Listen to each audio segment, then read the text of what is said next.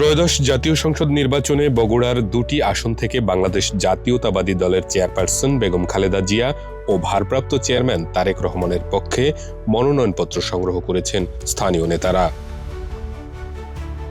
রোববার বগুড়া ৭ আসন থেকে বেগম খালেদা জিয়া ও বগুড়া ৬ আসনের জন্য তারেক রহমানের পক্ষে মনোনয়নপত্র সংগ্রহ করা হয়।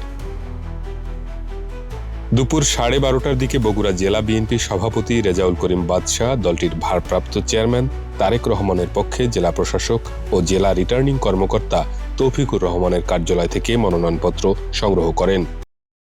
বিএনপির ভারপ্রাপ্ত চেয়ারম্যান জনাব তারেক রহমানের আজকে বগুড়া সদর থেকে আমরা তার মনোনয়নপত্র তুলেছি। ইতিমধ্যেই বিএনপি থেকে বগুড়া সদর ৬ আসন থেকে তিনি নির্বাচন করার সদায় সম্মতি জ্ঞাপন করেছেন। সেই জন্য আমরা বগুড়াবাসী অত্যন্ত আনন্দিত, গর্বিত।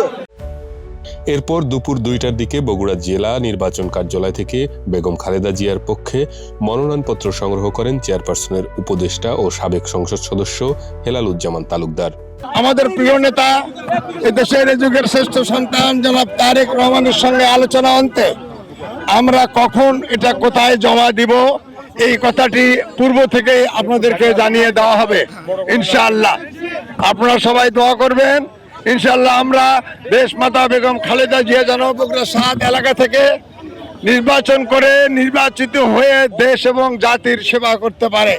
বিএনপি চেয়ারপারসন বেগম খালেদা জিয়া ও ভারপ্রাপ্ত চেয়ারম্যান তারেক রহমানের পক্ষে মনোনয়নপত্র সংগ্রহের বিষয়টি নিশ্চিত করে জেলা প্রশাসক নির্বাচনের সামগ্রিক প্রস্তুতির বিষয় জানান। এখন পর্যন্ত 2টি সংগ্রহ করা হয়েছে, গোলাম রব্বানী এবং জনাব তারেক রহমান এই দুজন দিয়েছে। তফসিল ঘোষণার পরপরই আমরা নির্বাচন আচরণ বিধিমালা প্রতিপালনের জন্য আমাদের ম্যাজিস্ট্রেট নিয়োগ করেছি প্রতিটি সেন্টারে, প্রতিটি উপজেলাতে। তারা তাদের কার্যক্রম রেগুলার চালিয়ে যাচ্ছেন। পাশাপাশি আমরা বিভিন্ন প্রচার মাধ্যমে আমাদের জেলা প্রশাসনের ওয়েবসাইট সহ আমাদের ফেসবুক আইডি এবং অন্যান্য তথ্য অফিসের মাধ্যমে আমাদের জাতীয় নির্বাচন এবং গণভোটের বিষয়ে আমরা সকলকে সচেতন করছি।